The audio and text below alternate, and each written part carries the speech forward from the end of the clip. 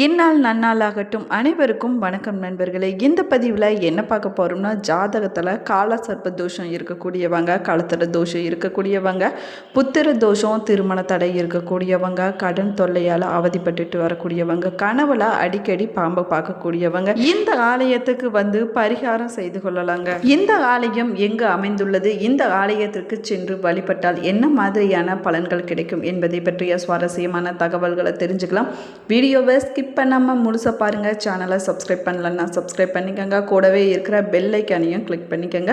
ஜோதிட ரீதியாக உங்களுக்கு சந்தேகம் இருந்துச்சுன்னா இந்த வீடியோவுக்கு கீழே டிஸ்கிரிப்ஷனில் வராகியம்மன் ஜோதிட நிலையத்தோட தொலைபேசி எண் கொடுத்துருக்குறேன்.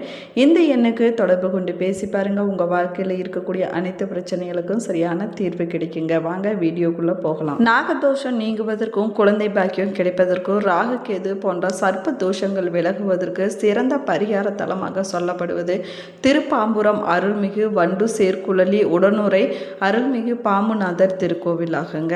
இந்த ஆலயம் பார்த்திங்கன்னா அப்பர், சம்பந்தர், சுந்தரர் ஆகிய மூவராலும் தேவார பாடல்களில் பாடப்பெற்ற திருத்தலங்களில் ஒன்றாகுங்க. காவிரி தென்கரை தலங்களில் அமைந்திருக்கக்கூடிய 59வது சிவத்தலமாகவும் இந்த தலத்தை சொல்லலாங்க. ராகு கேது ஏக சரீரமாக விளங்கி இறைவனை வழிபட்ட தலம் என்பதால் இங்கு வழிபடுவதன் மூலமாக சர்ப்ப தோஷங்கள் அனைத்துமே விலகிவிடணும் சொல்லலாங்க. இந்த ஸ்தலம் பார்த்தீங்கன்னா திருப்பாம்புரம், பாம்புபுர நன்னகர், பாம்புபுரம், உரகபுரம், உயக்கொண்டார், வல்லநாட்டு திருப்பாம்புரம் போன்ற பெயர்களால் அழைக்கப்படுதுங்க. இந்த ஸ்தல இறைவன் பார்த்தீங்கன்னா சேஷபுரீஸ்வரர், பாம்பீஷர், பாம்புநாதர், பாம்புரீஸ்வரர், பாம்புரேஷர் என்ற பெயர்களாலும் அழைக்கப்படுறாங்க. அதே போல் இந்த ஸ்தலத்தில் இருக்கக்கூடிய இறைவி பிரம்பர அம்பிகை, வண்டார் குழலி, வண்டு சேர்குழலி, வண்டார் பூங்குழலி, வண்டார் பூங்குழல் வள்ளி, மாமலையாட்டி போன்ற பெயர்களாலும் இந்த ஸ்தல இறைவி அழைக்கப்படுறாங்க. ஒரு முறை வாயுவுக்கும் ஆதிசேஷனுக்கும் இடையில யார் என்ற வலியவன் என்ற போட்டி ஏற்பட்ட போது வாயுவானவன் மலைகளை எல்லாம் தம் வலிமையால் புரட்ட முயற்சி செய்தாராங்க.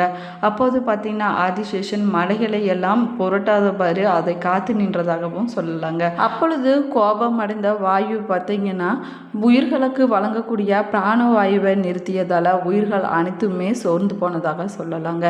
தேவர்களின் வேண்டுகோளை ஏற்றுக்கொண்டு ஆதிசேஷன் போரிலிருந்து ஒதுங்கினாருன்னு சொல்லலாங்க. வாயுவானவர் மலைகளை எல்லாம் புரட்டி வீசினாருங்க. கோபம் அடைந்த சிவபெருமான் இருவரையும் பேய் உருவமாக மாறும்படி சாபமிட்டாருன்னு சொல்லலாங்க. அதற்கு பிறகு வாயுவும் ஆதிசேஷனும் தங்களுடைய தவறுகளை உணர்ந்து சிவபெருமானிடம் மன்னிப்பு கேட்டதாகவும் சொல்லலாங்க. இவர்களுடைய மன்னிப்பை ஏற்றுக்கொண்ட சிவபெருமான் சாந்தமடைந்ததாக சொல்லலாங்க. அப்பொழுது வாயு பகவான் வைகை நதிக்கு வடக்கிலும் மதுரைக்கு கிழக்கிலும் பூஜை செய்து சாப விமோச்சனம் பெற்றதாக சொல்லலாங்க. அதே போல ஆதிசேஷன் பாம்புரத்தில் தம்மை 12 ஆண்டுகள் பூஜை செய்து சாப விமோச்சனம் பெற்றதாகவும் சொல்லலாங்க. அதன்படி ஆதிசேஷன் திருப்பாம்புரம் வந்து தீர்த்தம் ஏற்படுத்தி வழிபட்டு விமோச்சனம் பெற்றார் என்பதுதாங்க புராண வரலாறு. இந்த ஸ்தலத்துக்கு இன்னொரு புராண கதையும் இருக்குதுங்க. அது என்னன்னு பார்த்தோம்னா, ஒரு முறை விநாயக பெருமான் சிவபெருமான வழிபட வந்தபோது சிவபெருமானுடைய கழுத்தில் இருந்த பாம்பு விநாயகர் தம்மை தாம வணங்க வருவதாக எண்ணி கர்வம் அடைந்ததாக சொல்லலாங்க. கோபம் அடைந்த சிவபெருமான் நாக இனங்கள் அனைத்துமே தமது சக்தியை இழக்கும் வகையில் சாபமிட்டதாகவும் சொல்லலாங்க.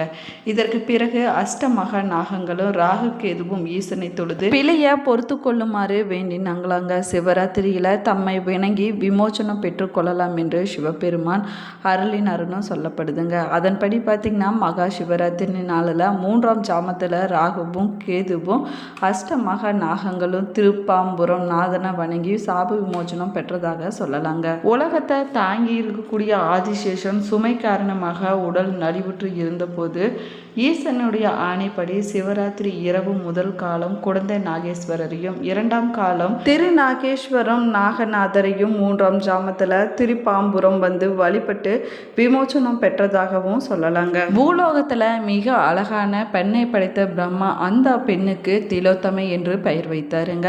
பிரம்மனை தந்தையாக நினைத்து வழிபட்டுட்டு வந்த திலோத்தமை பிரம்மன் அவளது அழகை காண விரும்பிய போது 4 திசைகளுக்கும் தன்னுடைய முகத்தை உண்டாக்கி அவளை பார்த்ததாகவும் சொல்லலாங்க. பயந்து போன திலோத்தமை வானத்திற்கு பறந்து சென்றதாகவும் சொல்லலாங்க. அங்கு பார்த்தீங்கன்னா பிரம்மா ஒரு முகத்தை உருவாக்கினாருங்க. உடனே திலோத்தமை சிவனை வழிபட சிவபெருமான் பிரம்மாவிடம் ஒரு தலையை கொய்ததாகவும் சொல்லலாங்க. படைப்பு தொழிலையும் இழக்கும்படி சாபமிட்டாருங்க. முனிவர்கள் அறிவுரையின்படி தாங்க திருப்பாம்புரம் வந்து பிரம்மா அங்கு ஒரு தீர்த்தத்தை உருவாக்கி ஓராண்டு காலம் தன் மனைவியுடன் இறைவனை வழிபட்டு சாப விமோச்சனம் பெற்றாருன்னு சொல்லலாங்க.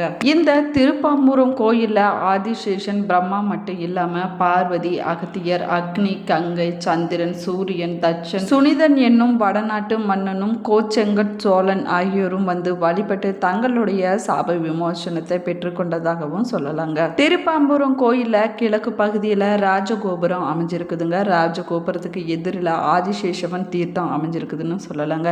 அதே போல கோவிலுக்குள்ள கொடிமரத்தில் விநாயகர் கிழக்கு நோக்கியபடி அருள் பாலிச்சிட்டு வராருங்க. அவர்களுடன் பலிபீடம், நந்தியும் பெருமானும் காட்சி தராங்கன்னு சொல்லலாங்க.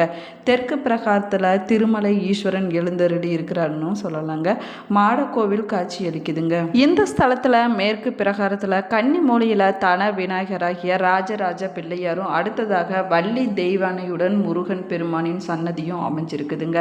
இந்த ஆலயத்தில் தலை விருட்சகமாக வன்னி மரம் இருக்குதுங்க. இந்த வன்னி மரத்தினுடைய வயது 250 ஆண்டுகள் இருக்கலாங்கன்னு கணக்கெடுக்கப்பட்டிருக்குதுங்க. வன்னி மரத்தடியில் ஆதி பாம்புரேஸ்வர் தனி சன்னதியில் அடியார்களுக்கு அருள் பாலிச்சிட்டு வராருங்க. இவர் வன்னி மரத்தடியில் அமர்ந்திருப்பதால வன்னீஸ்வரர் என்றும் அழைக்கப்படுறாருங்க. அதே போல வடக்கு பிரகாரத்தில் சாமி சன்னதிக்கு இடதுபுறத்தில் வண்டுசேர் குழலி சன்னதியும் அமைஞ்சிருக்குதுங்க. கிழக்கு பிரகாரத்தில் தனி மண்டபத்தில் பைரவர், சூரியன், திருமால், பிரம்மர், பஞ்சலிங்கங்கள், ஆதிசேஷன், ராகு, கேது, சனீஸ்வரன், திருஞான சம்பந்தர், அப்பர், சுந்தரர், மாணிக்கவாசகர்கள் ஆகியோரை தனித்தனியாக தரிசிக்கலாங்க. இந்த இறைவனுடைய சன்னதியானது மகா மண்டபம், அர்த்த மண்டபம், கருவறை என 3 பகுதிகளை கொண்டதாகுங்க. மகா மண்டபத்தில் தென்புறத்தில் சோமஸ்கந்தர் தனி இடம் அமைஞ்சிருக்குதுன்னு சொல்லலாங்க. அதே போல் கருவறையில் பாம்புரேஸ்வர லிங்க வடிவமாக காட்சி அளிச்சுட்டு வராருங்க. ஆதிசேஷன் அதாவது உற்சவர் ஈசனை தொழுவதவாறு கருவறையில் எழுந்தருளி இருக்கிறாருன்னு சொல்லலாங்க. இந்த ஸ்தல இறைவி ஒரு கையில் தாமரையும் ஒரு கையில் ருத்ராட்ச மாலையும் வைத்துக்கொண்டு வரத கஸ்தம், அபய கஸ்தமாக அருள் பாலிச்சுட்டு வராங்கன்னு சொல்லலாங்க. திருப்பாம்புரம் கோயில ஏக சரீரமாகி ஈசனை நெஞ்சில் இருத்தி ராகுவும் கேதுவும் அருள் பெற்றாங்க என்பது புராண வரலாறுங்க. எனவே தாங்க இந்த கோவிலில் இருக்கக்கூடிய இறைவன், இறைவி மற்றும் ராகு கேதுவை வணங்குவங்களுக்கு பாவம் அனைத்துமே நீங்கி நினைத்த காரியம் கைகூடி வரணும் சொல்லலாங்க. இத்தனை சிறப்புக்கு காரணமான ராகுவும் கேதுவும் கோவிலுடைய ஈசானிய மூலையில தனி சன்னதியில எழுந்தருளி அருள் பாலிச்சுட்டு வராங்கன்னு சொல்லலாங்க. ராகு காலங்களில் இந்த சன்னதியில் அபிஷேகம் அர்ச்சனை செய்வோருக்கு தோஷங்கள் அனைத்துமே விலகிவிடணும் சொல்லலாங்க. எனவே தாங்க ராகு காலங்களில் பக்தர்கள் கூட்டம் அதிகமாக இந்த ஆலயத்தில் இருக்குங்க. மற்ற கோவில்கள் இருப்பதை போல் இல்லாமல் இங்கு ராகுவும் கேதுவும் தனித்தனியாக இல்லாமல் இருவருமே ஏக சரீரமாக இருப்பது இந்த கோவிலில் மற்றொரு சிறப்பம்சமாக சொல்லலாங்க. ஜாதகத்தில் காலசர்ப்ப தோஷம் இருந்துச்சுன்னா இங்கே வந்து பரிகாரம் செய்யலாங்க. அதே போல் 18 வருஷம் ராகு தசா நடந்துச்சுன்னா 7 வருஷம் கேது தசா நடந்துச்சுன்னா லக்னத்துக்கு 2வது ராகுவோ கேதுவோ இருந்தால் லக்னத்துக்கு 8வதுல கேதுவோ ராகுவோ இருந்துச்சுன்னா இந்த தலத்திற்கு வந்து பரிகாரம் செஞ்சு வழிபடலாங்க. அதே போல ராகு புத்தி நடக்கக்கூடியவங்க, கேது புத்தி நடக்கக்கூடியவங்க இந்த ஆலயத்துக்கு வந்து பரிகாரம் செய்யலாங்க. அது மட்டும் இல்லாமல் களத்திர தோஷம் இருக்கக்கூடியவங்க, புத்திர தோஷம் இருக்கக்கூடியவங்க இந்த ஆலயத்தில் வந்து பரிகாரம் செஞ்சு கொள்ளலாங்க. ஆண் பெண் இருவருக்கும் திருமண தடை இருந்துச்சுன்னா இந்த ஆலயத்தில் வந்து நீங்கள் திருமண தடை போவதற்கு பரிகாரம் செய்து கொள்ளலாங்க. அதே போல் நீங்கள் கனவுல அடிக்கடி பாம்பை பார்த்தாலும் சரிங்க, தெரிந்தோ தெரியாமலோ நீங்கள் பாம்பை அடிச்சிருக்கலாங்க. கடன் தொல்லை இருக்கக்கூடியவங்க இந்த தளத்திற்கு வந்து பரிகாரம் செய்து கொள்வது ரொம்பவே முக்கியமானதாக சொல்லலாங்க. பரிகாரம் செய்ய விரும்பக்கூடியவங்க இந்த ஸ்தலத்தில் எழுந்தருளி இருக்கக்கூடிய சாமியும் அம்பாளையும் மற்றும் ஏக சரீர ராகு கேது பகவானுக்கு அபிஷேகம் செய்ய வேணுங்க. ராகு மற்றும் கேதுவுக்கு நீல நிறத்தில் இல்லைன்னா பல வண்ணத்தில் இருக்கக்கூடிய ஆடைகளை சாற்றி வழிபாடு செய்யலாங்க. வாய்ப்பு இருந்துச்சுன்னா கோமேதகம் இல்லைன்னா வைடூரியம் அணிவித்தும் வழிபாடு செய்யலாங்க. சங்கு புஷ்பம், மல்லிகை, நீல மந்தாரை, இலுப்பை பூ, செவ்வரளி, நாகலிங்க பூ ஆகியவை ராகு கேது பகவானுக்கு பிடித்த மனைவியாகுங்க. அர்ச்சனை முடிந்த பிறகு உளுத்தம்பருப்பு பொடி மற்றும் கொள்ளு பொடி அன்னது நைவேத்தியமாக செய்து தானம் கொடுக்கலாங்க. இப்படி செய்வதன் மூலமாக தோஷங்கள் அனைத்துமே விலகிவிடணும் சொல்லலாங்க.